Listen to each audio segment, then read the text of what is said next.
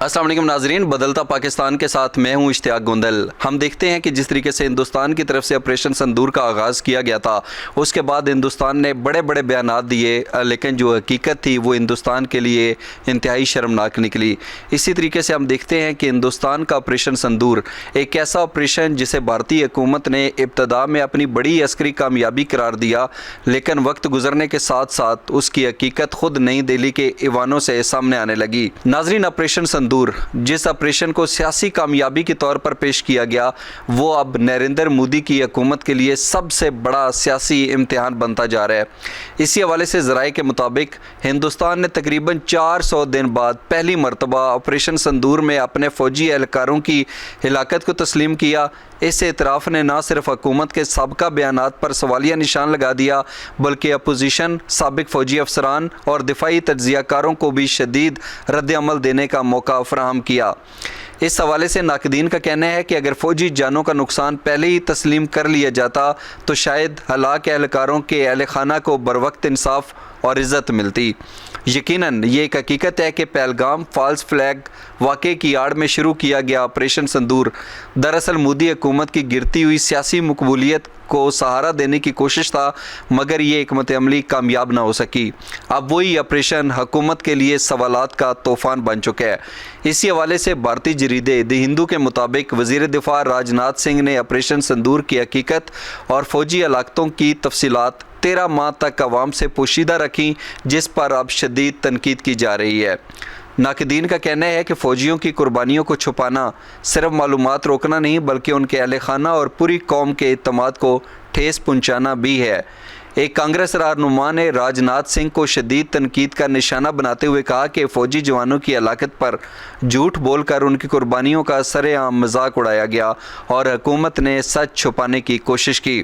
Retired wing commander जो अनुमा आचार्य हैं, उन्होंने इस हवाले से गुफ्तगू करते हुए कहा कि मोदी हुकूमत ने सियासी मफादात के लिए अपने ही फ़ौजियों के साथ धोखा किया और ये तर्ज़ अमल एक ज़िम्मेदार हुकूमत का शयाना शान नहीं।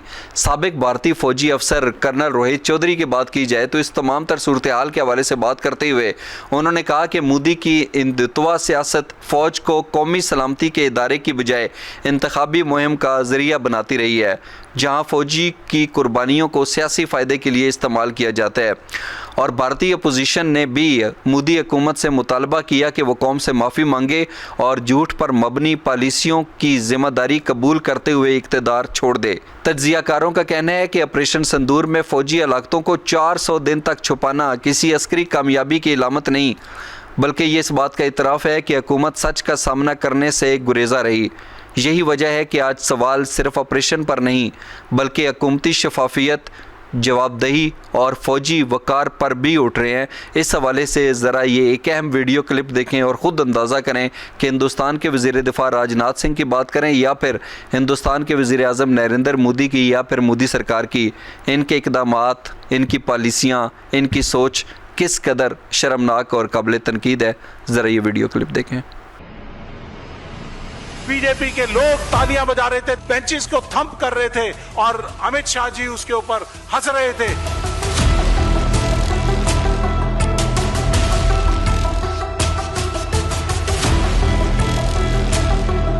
राजनाथ सिंह ने संसद में खड़े होकर कहा था कि एक भी जवान की, एक भी सैनिक के प्राणों की आहुति नहीं हुई है। ये जानबूझकर संसद को गुमराह किया गया था। ये असल में हमारे जाबाजों के शहादत का अपमान है, उसका मखौल है।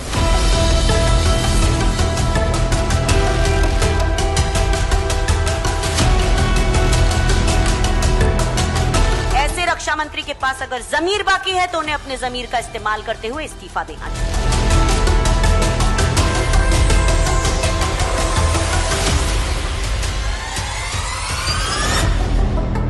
बीजेपी नेशनलिज्म की बात जरूर करती है, सैनिकों की बात जरूर करती है, उनके कंधों पे रखकर बंदूक चलाती है, उनके नाम पर, शहीदों के नाम पर वोट मांगती है।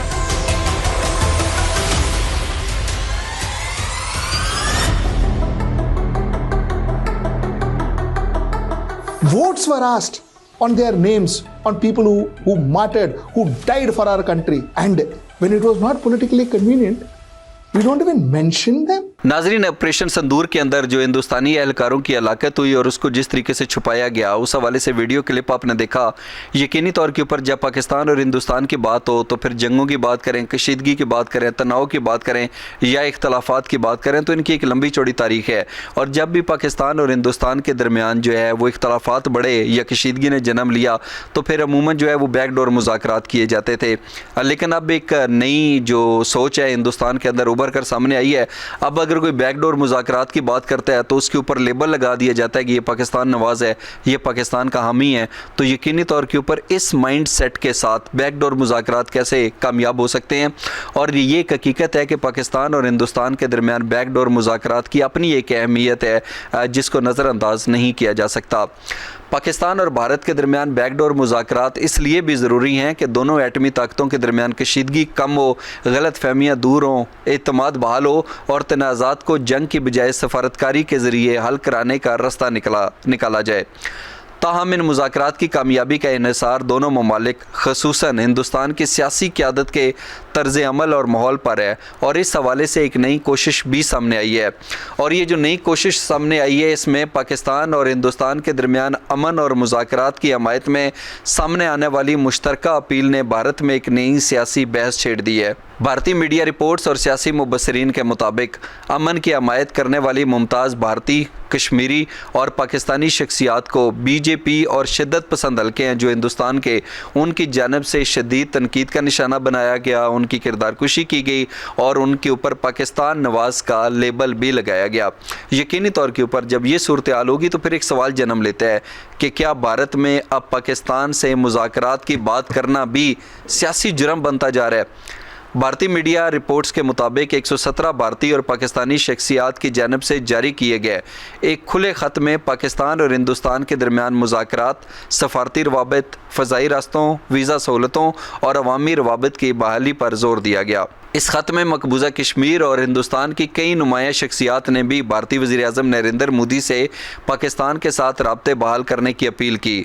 और इस ख़त के ऊपर जिन्होंने दस्तखत किए हैं उसके अंदर फ़ारूक अब्दुल्ला भी शामिल हैं, महबूबा मुफ्ती भी शामिल हैं, मीर वाइज़ उमर फ़ारूक भी शामिल हैं, बल्कि यहाँ तक कि हिंदुस्तान की जो अपनी खुफिया एजेंसी है रा, उसके जो साबिक रा चीफ़ हैं एस के दिलत, वो भी शामिल हैं। मजमूई तौर के ऊपर इसके साथ साथ अगर बात की जाए तो 61 भारतीय सिविल सोसाइटी के अरकान शामिल थे, जबकि पाकिस्तान की जानब से साबिक वफाकी वज़ीर ख़ारजा खुर्शीद महमूद कसूरी, मोहतरमा सलीमा हाशमी, साबिक सफ़ीर अशरफ जहांगीर काजी और दीगर अमन पसंद शख्सियात ने भी कश्मीर समेत तमाम दैरीना मसाइल के हल के लिए मुज़ाकरात को वाहिद और मौसर रास्ता करार दिया।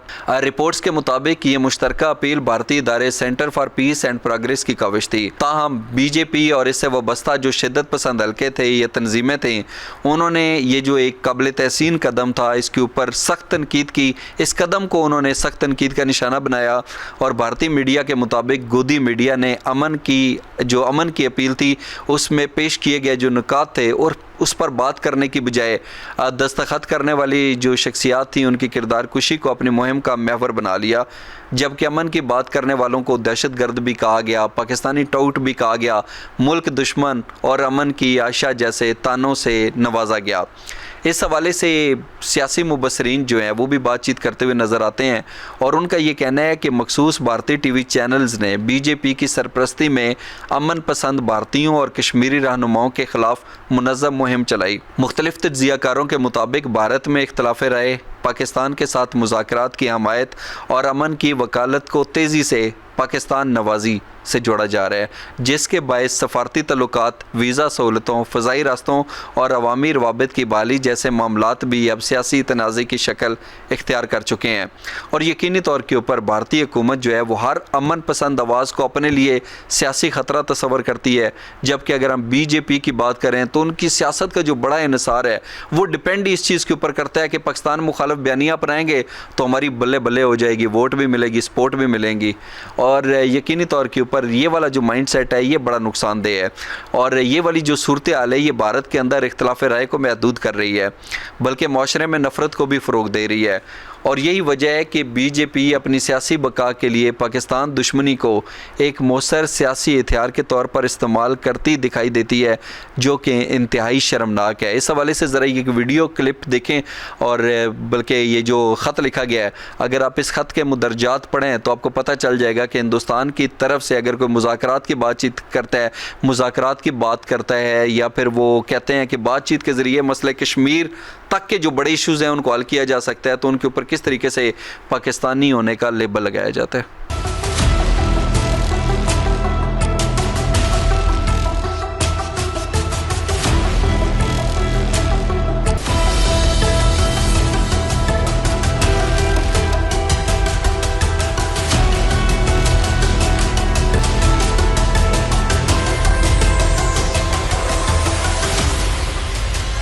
जी नाजरीन, यकीनी तौर के ऊपर बैकडोर मुज़ाकरात जो हैं वो पाकिस्तान और हिंदुस्तान के हवाले से इंतहाई अहमियत के हामिल हैं और उनकी जो अहमियत है उसको नज़रअंदाज नहीं किया जा सकता। और जब तक मसला कश्मीर मौजूद है तब तक पाकिस्तान और हिंदुस्तान के दरमियान जो तल्लुकात हैं वो नॉर्मल भी नहीं हो सकते। लेकिन ये बातचीत का जो दरवाज़ा है यकीनी तौर के ऊपर इसको बंद नहीं होना चाहिए। पाकिस्तान की हमेशा से ये कोशिश रही है, लेकिन जब भी पाकिस्तान ने अमन की बात की तो पाकिस्तान की इस ख्वाहिश को कमज़ोरी समझा गया।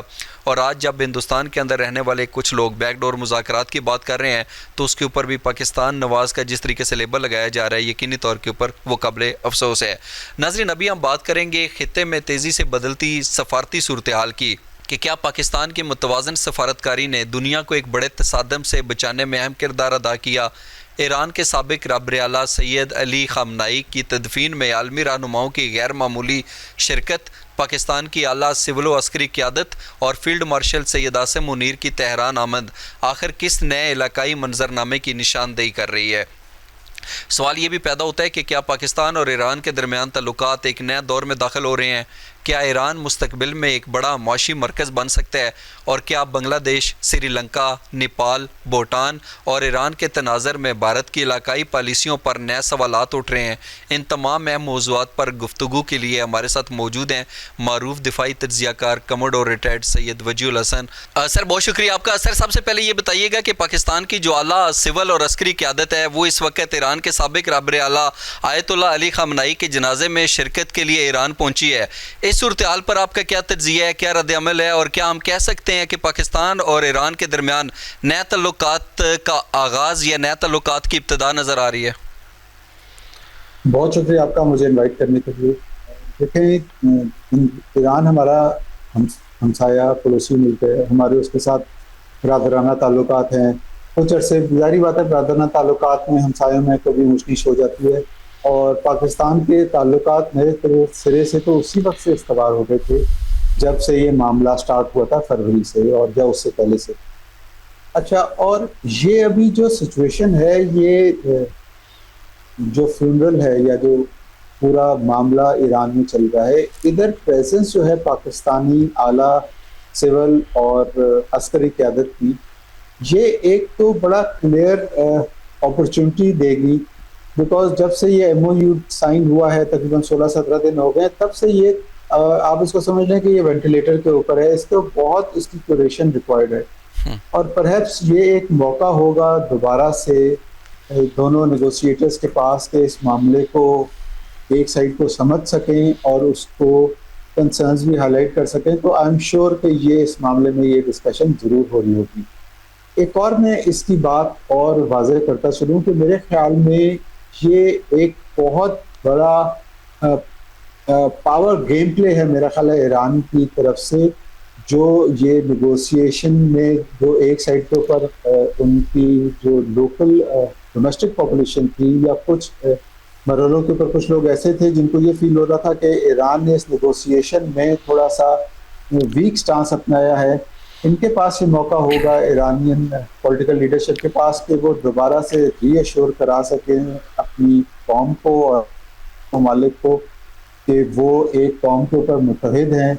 और ये डेफिनेटली बहुत देखें ना, जैसा फ्यूनरल प्लान हुआ है, तकरीबन 6 दिन की एक्टिविटीज़ हैं 2 मुल्कों में। इधर से पहले तेहरान में है, तेहरान से कुम जाएगा, कुम से फिर वो करबला जाएगा, करबला से फिर वापस मशहद में तदफीन होगी।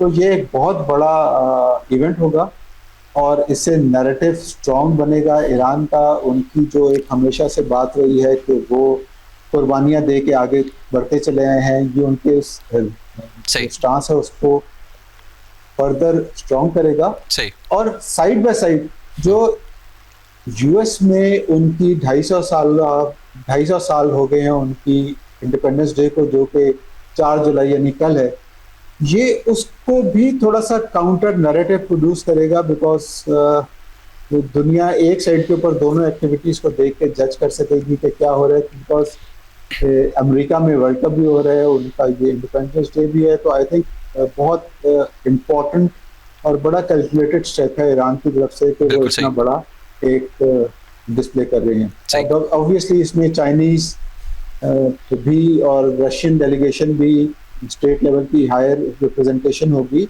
ठीक, तो ये उनको सपोर्ट भी प्रोवाइड करेगा।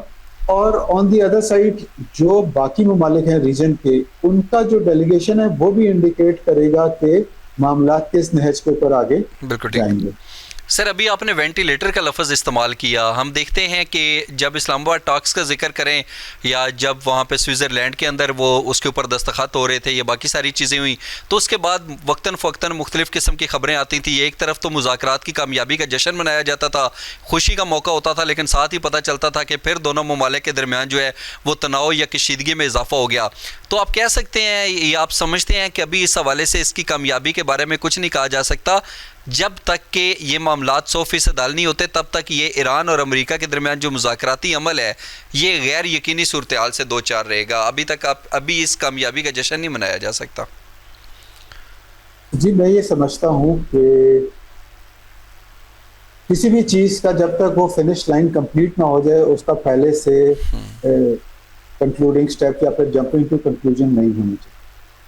ये देखें, ये पिछले 50-60 साल की राइवलरी है और उससे पहले सिविलाइजेशनल राइवलरी। यही बहुत बड़ी बात है कि इन दोनों को पाकिस्तान ने और बाकी कुछ ममालिक ने मिलकर उनको एक नेगोशिएशन टेबल के ऊपर दिया है। अच्छा, जो नेगोशिएशन टेबल के ऊपर भी जब आते हैं, जो मैंने वेंटिलेटर का भी जिक्र किया, उसमें इम्पोर्टेंट बात यह है कि उस टेबल की 2 साइड्स होती हैं। एक साइड के ऊपर तो वो फॉरेन डेलीगेट से नेगोशिएट कर रहे होते हैं, लेकिन दूसरी साइड के ऊपर उनका पब्लिक ओपिनियन बड़ा मैटर करता है, जिसकी बेस के ऊपर वो जिस पब्लिक को वो रिप्रेजेंट कर रहे हैं। और हमने ये देखा है कि अमेरिका की साइड के ऊपर भी बड़े कंसर्न्स हैं। नंबर 1 जो उन्होंने कमिट किया था, आई थिंक आर्टिकल 6 था, जिसमें उन्होंने कमिट किया था कि $300 बिलियन की वो जो कॉस्ट देंगे रीबिल्ड की, जिसके ऊपर जो स्ट्रॉन्ग ओपोनेंट हैं कांग्रेस में प्रेसिडेंट ट्रम्प के, उन्होंने उसके ऊपर बड़ा क्वेश्चन किया है, जिसकी बेस के ऊपर हो सकता है वो प्रेसिडेंशियल क्राइटेरिया के ऊपर उनको जाना पड़े। और दूसरी तरफ जो ईरान में जो हार्ड लाइनर्स कह लें या जो इसके ऊपर कमेंटेटर्स हैं, वो ये बात करते हैं कि जी हमने जो स्ट्रेट ऑफ हॉर्मुज़ के ऊपर जो हमारा स्टांस है उसको हमने वीक नहीं होने देना। तो एक बड़ा डेलिकेट बैलेंस है, ये मेंटेन करना पड़ेगा दोनों साइडों को। और इसके बाद कुछ स्पॉयलर्स हैं। स्पॉयलर्स इस तरह है कि जिस तरह इस पूरे नेगोशिएशन डील में लेबनान भी शामिल हो गया, या ईरान की तरफ से मुतालबा किया गया कि तमाम फ्रंट इसमें शामिल हों, और वो तमाम फ्रंट इसमें शामिल हुए। फिर अमेरिका की तरफ से कुछ पब्लिक स्टेटमेंट्स भी गई जो कि इजराइल के खिलाफ थी। और फिर इजराइल को ये लगा कि इसमें अमेरिका जो है वो सिर्फ अपने जो पॉलिटिकल एम्स हैं उनके ऊपर फोकस थोड़ा सा ज़्यादा हो रहा है। जैसे गैस प्राइसेस के बारे में उसको परेशानी थी, या यूएस एडमिनिस्ट्रेशन जो आगे वो मिड टर्म इलेक्शंस में जा रहे हैं उसका उन्हें कंसर्न ज़्यादा था, और जिसकी वजह से ईरान के जो सो कॉल जो बात होती है प्रॉक्सीज की और जो अटैक होते हैं ईरान इजराइल के ऊपर, उसका उनको इजराइल के ख्याल में उनके वो जो कंसर्न थे वो एड्रेस नहीं हुए, जिसकी वजह से वो स्पॉइलिंग गेम जो है ना वन वे और दी अदर वो जारी रहेगी। इन तमाम तनाजुर की बेस के ऊपर मैं ये कह रहा हूँ कि ये सॉर्ट ऑफ वेंटिलेटर के ऊपर है। अब इसको हम एक और एंगल देखें, जो अमेरिका के ताल्लुकात हैं यूरोप के साथ जी, वो भी जो है वो भी एक तकरीबन सीसॉ के ऊपर कभी बैलेंस होते हैं, कभी वो कुछ प्रेसिडेंट ट्रम्प की तरफ से ऐसी एक स्टेटमेंट आ जाती है जिसके ऊपर यूरोपियंस के कंसर्न होते हैं। और आगे ये जो नेक्स्ट वीक में नेटो का भी समिट होने के लिए जा रहा है, उसमें भी जो पीट हेग्सेथ हैं यूएस के सेक्रेटरी ऑफ वॉर, उनकी तरफ से ऐलान हुआ है कि यूएस जो है वो अपने मेरा ख्याल है 40 क्वांटिटी मुझे याद नहीं, जो अमेरिका के बेसिस हैं यूरोप में मिलिट्री बेसिस, और जो उनकी मिलिट्री प्रेजेंस है उसको भी रिव्यू करे कि इसको कितना कम करना है, ताकि यूरोप जो है वो अपनी सिक्योरिटी के लिए खुद एक्शन ले। बिल्कुल तो ठीक। कुल मिला के सिचुएशन जो है, इसको बहुत ये नहीं कहा जा सकता कि ये ऊंट किस पर बैठेगा। इसको कॉन्टिन्यूसली मॉनिटरिंग चाहिए है और बहुत केयरफुली बिल्ड करना पड़ेगा पीस को। सर, जिस तरीके से नेतन्याहू और डोनाल्ड ट्रंप के दरमियान कुछ इख्तलाफात की खबरें भी आई और फिर पता चला कि अमेरिका और इसराइल के दरमियान भी कुछ इख्तलाफात पैदा हुए हैं ईरान जंग के हवाले से। फिर हम देखते हैं कि बहुत सारे जो यूरोपियन कंट्रीज़ हैं उन्होंने भी अमेरिकी सदर डोनाल्ड ट्रंप के ऊपर जो है वो तनकीद करना शुरू की।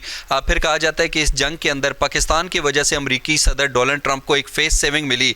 तो आप समझते हैं कि ईरान की जो जंग थी इसने मजमूई तौर पर अमेरिका को काफ़ी हद तक कमज़ोर कर दी है और अब अमेरिका का वो रोब या वो दबदबा नहीं रहा जो आज से कुछ साल पहले था या कम से कम इस जंग से पहले था?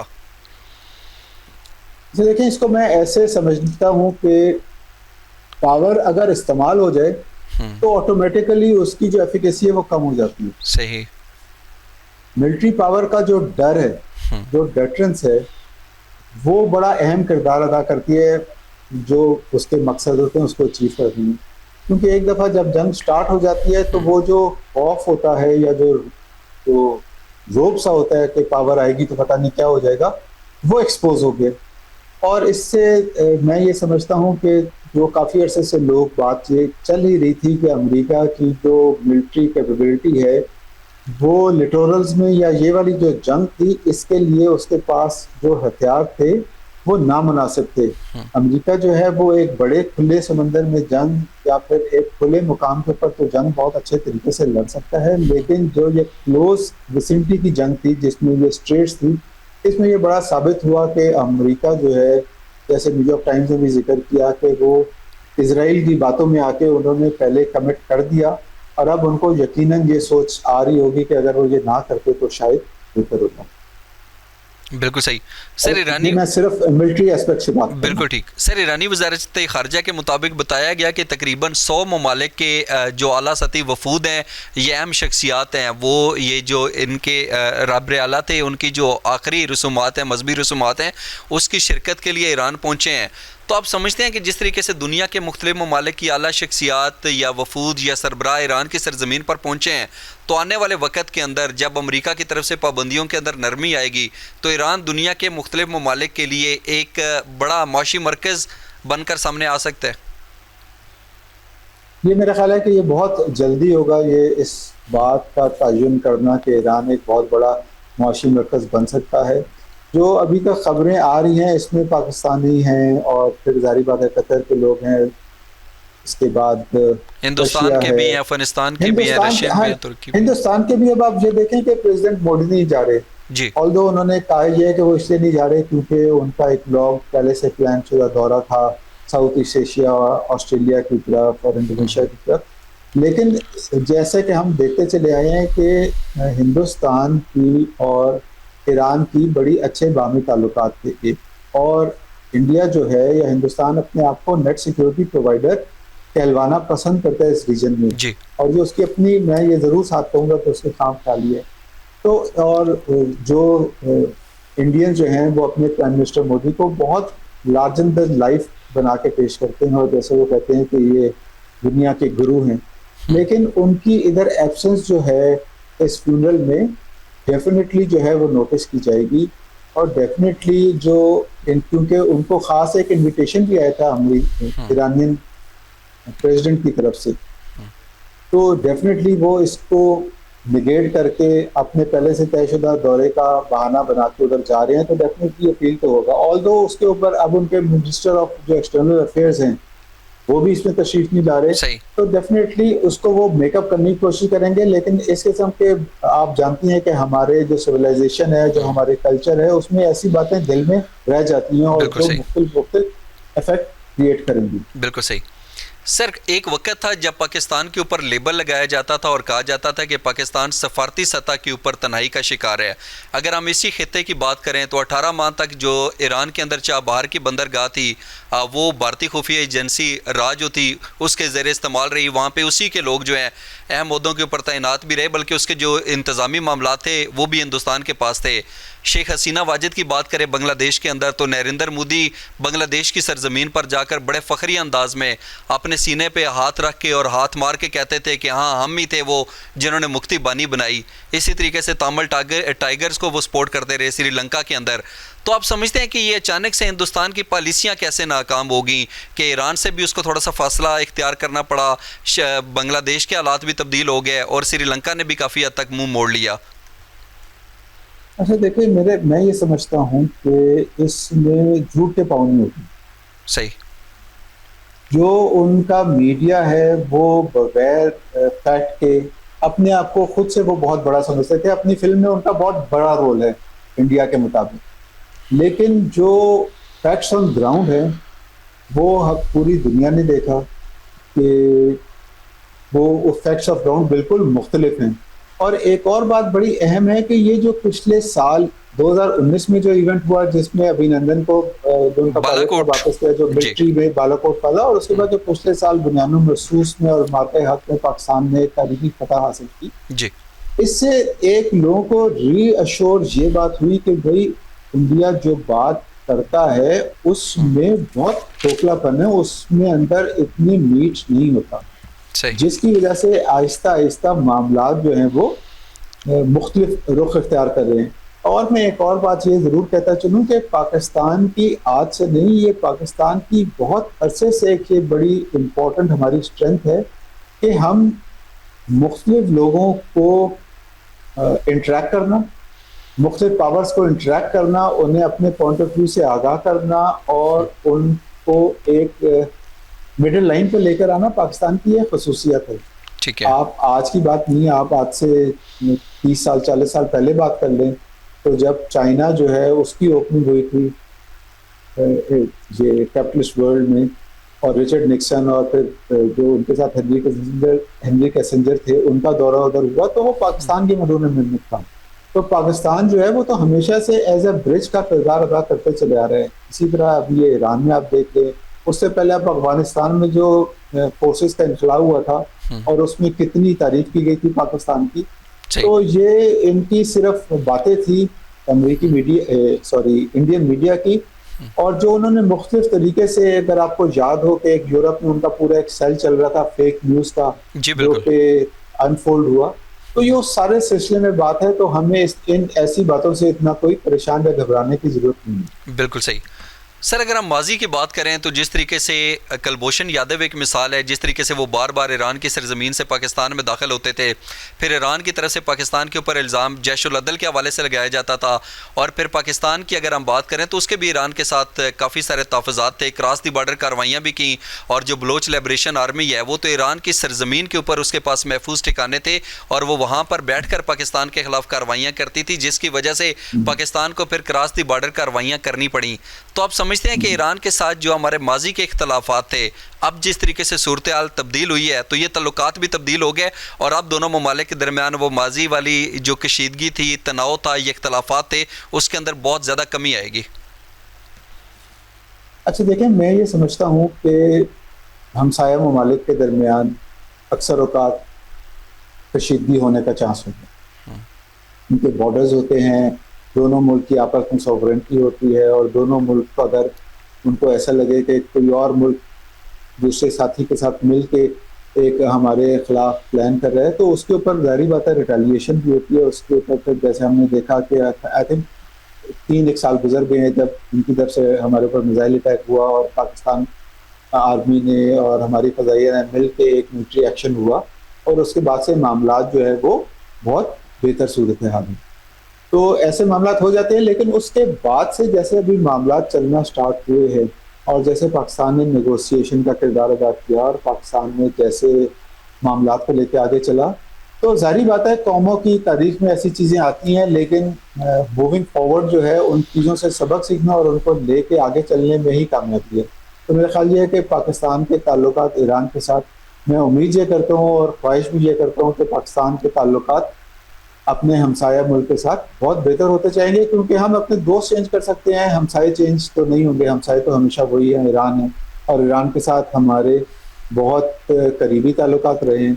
ईरान के साथ हमारे कल्चरल रिलेशनशिप भी है, रिलीजियस रिलेशनशिप भी है, और लैंग्वेज में भी काफ़ी सारी चीज़ें मिलती हैं। तो मेरा ख्याल ये है कि इन तमाम चीज़ों को, पिछली जो हमारी गलतफहमियाँ थी उसको छोड़ के आगे जो है वो चलने की बहुत बेइंतहा ज़रूरत है। अच्छा, अभी आपने गलत फहमियों का लफ्ज़ इस्तेमाल किया, आपने कहा कि हमसाये नहीं तब्दील किए जा सकते। जब अफ़गानिस्तान के अंदर जो अशरफ गनी या हामिद करज़ई की हुकूमत थी, जब वो अफ़गानिस्तान के से दूर थे, तो शायद पाकिस्तान को लगता था कि कभी अफ़गानिस्तान के अंदर अफ़गान तालिबान की हुकूमत बनी तो शायद फिर जो है हालात पाकिस्तान के हक़ में साजगार हो जाएंगे। अफ़गानिस्तान की सरज़मीन पर जो हिंदुस्तान ने 66 ट्रेनिंग कैंप्स बनाए हुए हैं वो ख़त्म हो जाएंगे। उसके बाद अफ़गान तालिबान की अबूरी हुकूमत का क़याम अमल में आया, 4 साल से ज़ायद करसा शायद हो चुका है, लेकिन इसके बावजूद अफ़गान तालिबान जो हैं आज वो हिंदुस्तान के साथ बैठे हुए नज़र आते हैं, उनके साथ हाथ मिलाते हुए कुर्बतें बढ़ाते हुए नज़र आते हैं। तो आपकी नज़र में अफ़गान तालिबान की अबूरी हुकूमत का पाकिस्तान के साथ तल्लुकात का मुस्तकबिल क्या होगा? देखिए, ये मुस्तकबिल तो अभी जैसे पाकिस्तान की तरफ से अब स्ट्रॉन्ग एक्शंस लिए जा रहे हैं और ताकि उनको ये बताया जा सके कि कुछ चीज़ें हमारे लिए कम्प्लीटली नाकाबिल कबूल। अच्छा, हमें इस बात को भी नहीं भूलना चाहिए कि और ये बात ऑन द रिकॉर्ड है, जो यूएस सेक्रेटरी ऑफ स्टेट थी हिलरी क्लिंटन, उनकी तरफ से भी बात थी, और मुख्तलिफ जो उनके नेशनल सिक्योरिटी एडवाइज़र आते रहे हैं या फिर सेक्रेटरी ऑफ स्टेट आते रहे हैं, उनकी तरफ से ये बात ऑन रिकॉर्ड है कि ईरान जो है वो पाकिस्तान के लिए मुश्किलात क्रिएट करते रहा है from the other side of its border. और याद रखें कि ईरान की जो पॉलिसी है, वो जो कोटिया जनाकिया की जो पॉलिसी है, जिसमें वो कहते हैं कि दुश्मन का जो नेबर है उससे दोस्ती करो ताकि उसको घेरे में लेकर आ सको, ये बड़ी इंपॉर्टेंट बात है, नंबर 1। नंबर 2 बात कि जो उनके अफगान तालिबान के ज़हन में फीड हो गई हुई हैं चीज़ें, कभी कभार उनको रद्द करना मुश्किल है, क्योंकि वो अपने जिस नज़रिए से सोचते हैं वो उस नज़रिए से हट के सोचना नहीं चाह रहे। लेकिन ये बात बड़ी क्लियर है कि अफगानिस्तान का गुजारा पाकिस्तान के बगैर मुश्किल है और पाकिस्तान बहुत अरसे से उनकी मदद करते चले आ रहा है। तो ये जो अभी अफगान तालिबान के साथ इशू है, ये ऑब्वियसली मिलिट्री पावर का मकसद इस्तेमाल करने का मकसद ये होता है कि दुश्मन को निगोशिएशन टेबल के ऊपर लेकर आया जा सके, बिकॉज कुछ लोग होते हैं जो कि निगोशिएशन टेबल के ऊपर आते नहीं हैं, और अगर आते हैं तो अपनी बात के ऊपर कमिट नहीं करके इधर उधर हो जाते हैं। तो मिलिट्री एक्शन इसलिए किया जा रहा है ताकि उनको टेबल के ऊपर ला के बातचीत की जा सके। सही, चले सर, बहुत शुक्रिया आपका। यकीनी तौर के ऊपर पाकिस्तान और ईरान के दरमियान तो एक नए तल्लुकात की इब्तदा हो चुकी है, और यकीनी तौर के ऊपर जिस तरीके से सूरत हाल बदल रही है, तो पाकिस्तान ने पूरी दुनिया को बता दिया है कि पाकिस्तान जो है वो सिर्फ अपने दिफा का हुनर नहीं जानता, बल्कि वो दुनिया को तीसरी आलमी जंग जैसे तसादम से बचाने की सलाहियत भी रखता है और अहलियत भी रखता है। आज अगर ईरान की सरजमीन के ऊपर 100 ममालिक के वफूद आला शख्सियात मौजूद हैं और पाकिस्तान की जो सिविल और अस्करी आला क़यादत है वो वहाँ पर मौजूद है, तो उनकी मौजूदगी ही इस बात का एतराफ़ है कि पाकिस्तान जो है वो यकीनी तौर के ऊपर एक बहुत बड़ा कारनामा सर अंजाम दे चुका है। तो यकीनी तौर के ऊपर ये ही वो पॉइंट्स हैं जिसकी बुनियाद पर आज एक बदलता हुआ पाकिस्तान नज़र आ रहा है। इसके साथ साथ हम थोड़ी देर पहले हिंदुस्तान के हवाले से बात कर रहे थे, फिर ईरान के साथ जिस तरीके से हमारे तल्लुकात के अंदर तब्दीली आई है उसके हवाले से आपने डिस्कशन सुनी। तो इस सूरत हाल के अंदर अगर हम अफ़गानिस्तान का जिक्र करें तो अफ़गानिस्तान के अंदर जो तालिबान की बुरी हुकूमत है वो भी अब हिंदुस्तान के नक्शे कदम पर चल रही है, और अफ़गानिस्तान के अंदर रहने वाले जो आम शहरी हैं, जो अफ़गानी हैं, उनको बाहर के ममालिक से या बाहर की ताकतों ने या बाहर के दहशत गर्दों ने इतना नुकसान नहीं पहुँचाया जितना उनको अफ़गान तालिबान की अपनी बुरी हुकूमत पहुँचा रही है। इस हवाले से अगर मज़ीद कुछ अहम हक़ाइक़ सामने आए हैं जिसके मुताबिक अफ़गानिस्तान में अफ़गान तालिबान की बुरी हुकूमत अपने ही शहरियों के लिए वो बालिग़ जान बन चुकी है।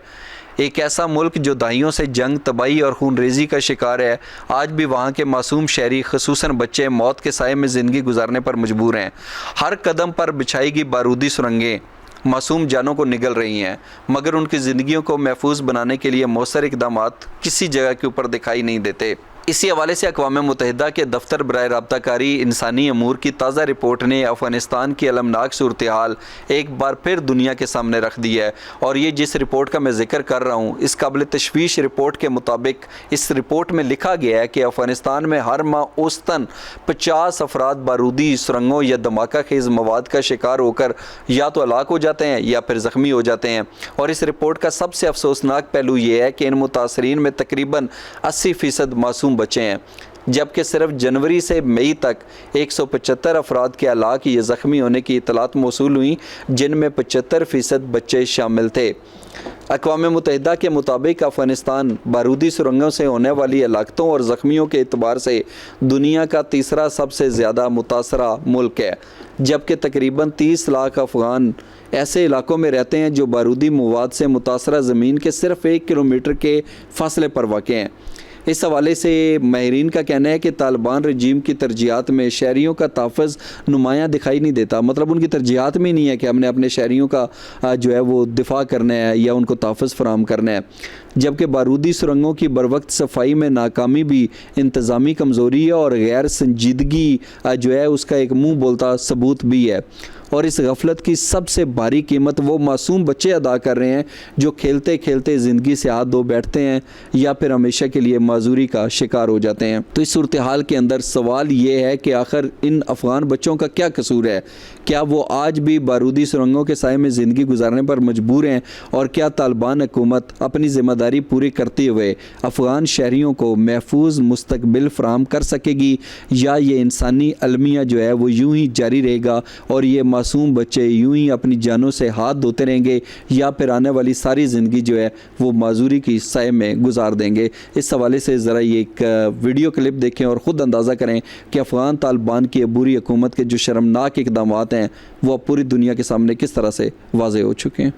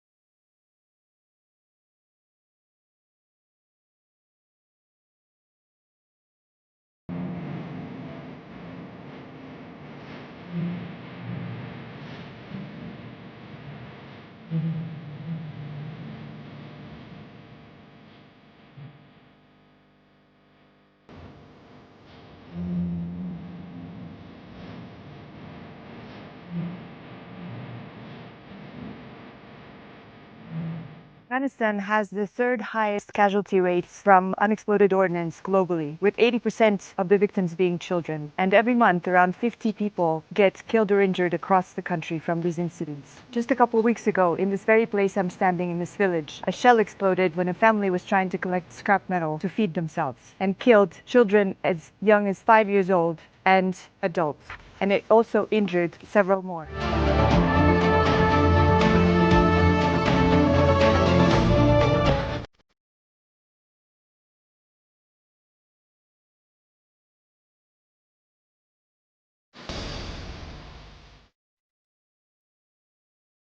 जी नाजरीन, हिंदुस्तान के अंदर जो नरेंद्र मोदी की हुकूमत है उसके शर्मनाक इक़दामात वक्तन फ़वक्तन सामने आते रहते हैं।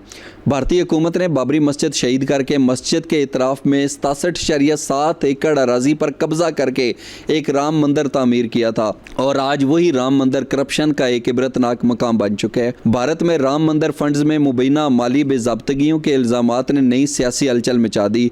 आलमी और भारतीय मीडिया रिपोर्ट्स के मुताबिक करोड़ों रुपए के एहतियात के इस्तेमाल पर सवालात उठाए जा रहे हैं, जबकि अपोजिशन शफाफ तहकीकात का मुतालबा कर रही है। ये मामला मोदी हुकूमत और आरएसएस के लिए एक बड़ा सियासी इम्तिहान बनता जा रहा है।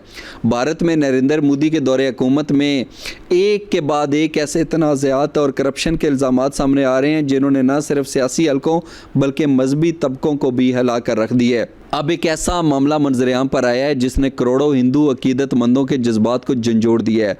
सवाल यह है कि अगर इबादत गाहों के नाम पर जमा होने वाले एहतियात भी महफूज ना रहें तो अवाम आखिर किस पर एतमाद करें? ये कहानी सिर्फ एक मंदिर की नहीं बल्कि उन लाखों लोगों के एतमाद की है जिन्होंने अकीदत के साथ राम मंदिर के लिए अपनी जमी पूंजी, सोना, चांदी और नकद एहतियात पेश किए। आलमी जरीदे ब्लूमबर्ग के मुताबिक राम मंदिर को हर माह करोड़ों रुपए मालियत के एहतियात मौसूल होते हैं। ताहम इन एहतियात में मुबैना माली बेज़ाब्तगियों के इल्ज़ामात ने एक नए तनाज़े को जन्म दे दिया है। भारतीय तज्ज़िया निगार M.K. वीनो का दावा है कि अवाम की जानिब से दिए गए एहतियात का रुख मंदिर की बजाय सियासी और RSS से वाबस्ता मकासद की तरफ मोड़ा गया। दूसरी जानब भारतीय जरीदे द वायर ने इस मामले को RSS के लिए एक बड़ा चैलेंज करार देते हुए रिपोर्ट किया कि मुतनाज़ा ट्रस्ट में हुकूमत और RSS के नुमाइंदों की मौजूदगी पर भी सवालात उठाए जा रहे हैं। समाजवादी पार्टी के रहनुमा राम गोपाल यादव ने भी मंदिर मंसूबे में हज़ारों करोड़ों रुपए की मुबैना करप्शन का इल्ज़ाम आयद किया है। इस सूरत-ए-हाल के हवाले से नाक़दीन का कहना है कि अगर ये इल्ज़ामात दुरुस्त साबित होते हैं तो ये सिर्फ माली बेज़ाब्तगी का मामला नहीं बल्कि करोड़ों अकीदतमंदों के एतमाद को ठेस पहुँचाने का भी मामला है। उनके मुताबिक मज़हब और सियासत के इम्तजाज ने शफाफियत पर संगीन सवालात खड़े कर दिए हैं, जबकि हुकूमत और मुतलका इदारों पर इन इल्ज़ामात की गैर जानबदाराना तहकीकात कराने का दबाव बढ़ता जा रहा है और लोग सवालात कर रहे हैं कि आखिर वो एहतियात कहाँ गए जो अवाम ने इबादत और अकीदत के नाम पर दिए थे, और अगर इन इल्ज़ामात की शफाफ तहकीकात न हुई तो क्या अवाम का मजहबी और सियासी क़यादत पर एतमाद मज़ीद मुतासर नहीं होगा। और यकीनी तौर के ऊपर इस सारी सूरत-ए-हाल के अंदर तारीख़ ये बताती है और तारीख़ शायद है इस बाप को एक तलख सबक के तौर पर याद रखे। बाबरी मस्जिद तो शहीद हो गई, लेकिन अगर इन इल्ज़ामात की शफाफ और गैर जानबदाराना तहकीकात न हुई तो ख़दशा है कि राम मंदिर भी अपने तकद्दस, अवामी एतमाद और इखलाकी वक़ार को बरकरार न रख सके। आखिरकार इबादत गाहों की असल ताकत सिर्फ उनकी इमारतों में नहीं बल्कि उन पर अवाम के एतमाद और शफाफियत में होती है।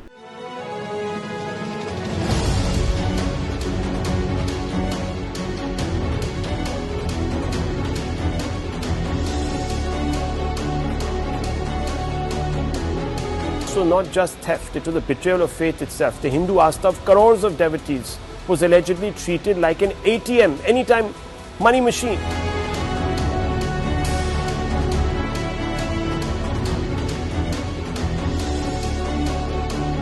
Has gone out of Ram Temple, the money donated by devotees into various other coffers. They could be political coffers, they could be Sangh Parivar associates.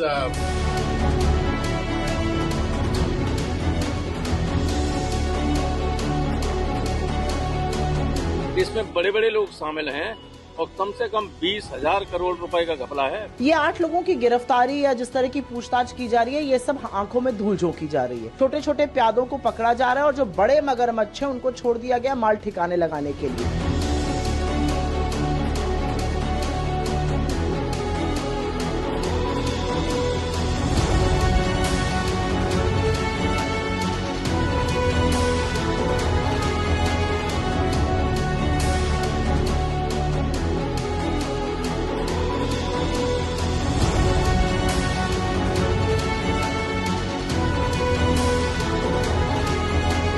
RSS, the Sangh Parivar is surrounded by 100 questions today, maybe 1,000 questions, which they are unable to answer. यकीनी तौर के ऊपर हिंदुस्तान के वज़ीर-ए-आज़म नरेंद्र मोदी आज पूरी दुनिया के अंदर हिंदुस्तान के लिए जो है वो बदनामी का बायस बन रहे हैं। मोदी सरकार की पॉलिसियों ने भारत को आलमी सतह पर शदीद तनकीद का सामना करवा दिया है। कभी मजहबी आज़ादी, कभी अक़लियतों के हकूक़ और अब जदीद टेक्नोलॉजी के मुबैना गलत इस्तेमाल पर उठने वाले सवालात ने एक नई बहस छेड़ दी है। इस बार कहानी किसी सियासी जलसे या इंतखाबी मुहिम की नहीं बल्कि उन मुस्लिम ख़वातीन की है जिनके बारे में आलमी जरीदा अल जज़ीरा ने एक चौंका देने वाली रिपोर्ट शाया की है। इस रिपोर्ट के हवाले से हम बात करेंगे, लेकिन ज़रा तस्वर कीजिए कि एक आम मुस्लिम खातून अपनी रोज़मर्रा ज़िंदगी गुजार रही है, घर की चारदीवारी तक महदूद है। अचानक उसकी तस्वीर या वीडियो सोशल मीडिया पर ऐसे अंदाज में सामने आती है जिसका हकीकत से कोई तल्लुक़ ही नहीं होता। उसने ना वो तस्वीर बनाई ना वो वीडियो रिकॉर्ड की, मगर जदीद मसनूई ज़हानत यानी AI आर्टिफिशियल इंटेलिजेंस की मदद से उसके चेहरे, आवाज़ और शनाख्त को तब्दील करके उसे एक नाजेबा और गुमराह कुन मंजर का हिस्सा बना दिया जाता है। फिर चंद लम्हों में वो वीडियो लाखों लोगों तक पहुंच जाती है और उस खातून की इज़्ज़त, वक़ार और निजी ज़िंदगी शदीद मुतासर होती है। आलमी जरीदा अल जज़ीरा के मुताबिक भारत में मुस्लिम ख़वातीन कई बरसों से ऑनलाइन नफ़रत अंगेज़ सरगर्मियों का सामना कर रही हैं। इस रिपोर्ट में कहा गया है कि मसनूई ज़हानत को मुबैना तौर पर मुस्लिम ख़वातीन के ख़िलाफ़ एक हथियार के तौर पर इस्तेमाल किया जा रहा है, जहाँ उनकी तस्वीर और वीडियोज़ को तब्दील करके जहली, नाजेबा और गुमराह कुन मवाद तैयार किया जाता है। अल जज़ीरा के मुताबिक मई 2023 से मई 2025 के दौरान तकरीबन 1300 ऐसी वीडियोज़ सामने आईं जिनमें मुस्लिम ख़वातीन को नाजेबा अंदाज में पेश किया गया। रिपोर्ट में यह भी कहा गया है कि इनकी तस्वीर और वीडियोस को इस तरह तब्दील किया जाता है कि देखने वालों को ये तासर मिले कि वो गैर अखलाकी सरगर्मियों में मुलव्वस हैं, हालांकि हकीकत इसके बरक्स हो सकती है और यकीनी तौर के ऊपर बरक्स होती है। इसी हवाले से centre for the study of organised hate के डायरेक्टर के मुताबिक हिंदुत्वा इससे मुतासर नफरत अंगेज़ बयानियाँ ऐसे मवाद को मज़ीद तक़वियत देता है, जबकि भारतीय इंसानी हकूक़ के कारकुन जो हैं समीर, उनके मुताबिक मुस्लिम ख़वातीन की रजामंदी के बगैर उनकी वीडियोज़ और तस्वीर को AI यानी आर्टिफिशियल इंटेलिजेंस के ज़रिए तब्दील करके झूठा और तौहीन अमेज़ मवाद तैयार किया जाता है, जिससे उनकी साख, इज़्ज़त और बुनियादी इंसानी हकूक़ मुतासर होते हैं। यकीनी तौर के ऊपर ये सिर्फ चंद वीडियोज़ या तस्वीर का मामला नहीं, बल्कि ये एक ऐसे सवाल की कहानी है कि क्या जदीद टेक्नोलॉजी इंसानियत की खिदमत करेगी या नफ़रत, तौसब और किरदार कुशी का ज़रिया बनती जाएगी। और अगर ऐसे इल्ज़ामात पर मौसर कार्रवाई न हुई तो क्या डिजिटल दुनिया में किसी भी खातून की इज़्ज़त और शनाख्त वाकई महफूज रह सकेगी? बज़ाहिर नहीं। उसके लिए वीडियो क्लिप देखें। For years, India's Muslim women have been targeted online. Researchers say AI is now taking that harassment to a new level. Ordinary photographs and videos of Muslim women in India are being turned into fake pornographic images placed in sexually explicit scenarios. Researchers from the Center for the Study of Organized Hate, CSOH, analyzed more than 1,300 AI-generated images and videos shared across 297 public social media accounts between May 2023 and May 2025. They found that sexualized depictions of Muslim women in India generated the highest engagement, more than 6.7 million interactions across X, Facebook, and Instagram.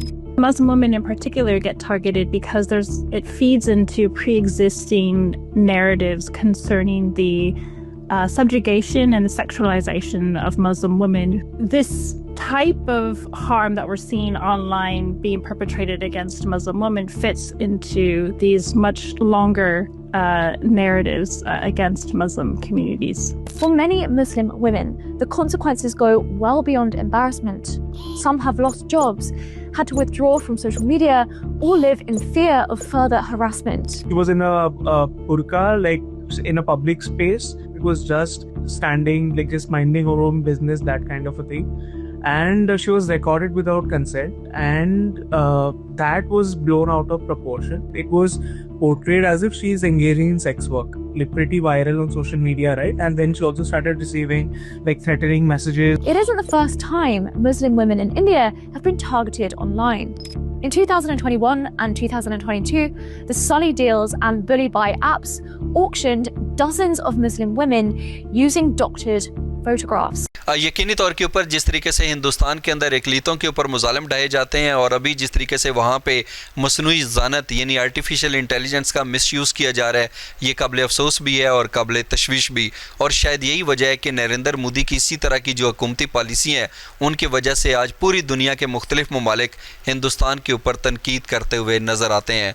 आखिर नरेंद्र मोदी की वजह से हिंदुस्तान को मज़ीद कितने नुकसान का सामना करना पड़ेगा, ये शायद एक सवालिया निशान की शक्ल में हमारे सामने कई सालों तक मौजूद रहे। आज का प्रोग्राम बदलता पाकिस्तान देखने का बहुत शुक्रिया। सोशल मीडिया पर आपके फीडबैक का इंतज़ार रहेगा। अपना ख्याल रखिए। अल्लाह हाफ़िज़।